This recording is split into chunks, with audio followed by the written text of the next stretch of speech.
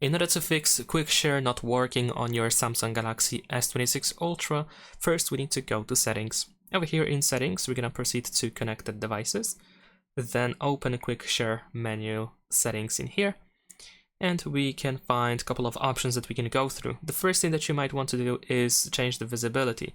If you tap on Who Can Share With You, ideally you want to choose Everyone. Of course, you can also uncheck only for 10 minutes, so you can stay visible to everyone for as long as you want.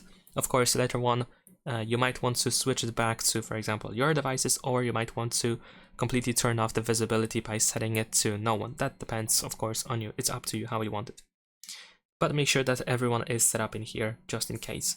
Besides that, you can allow sharing over internet. So if it's not possible to share using a direct connection, then QuickShare will use the Wi-Fi or mobile data to transfer files.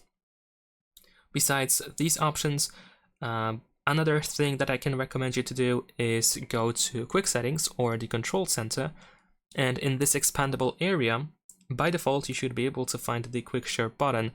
So you want to tap on it to open this menu. So if you want to receive files and you want to make sure that your phone can be found on other devices, you want to stay in this receive menu. Once you are here, once this menu is opened, temporarily the visibility of your phone is set to everyone, no matter what you have set up in the settings.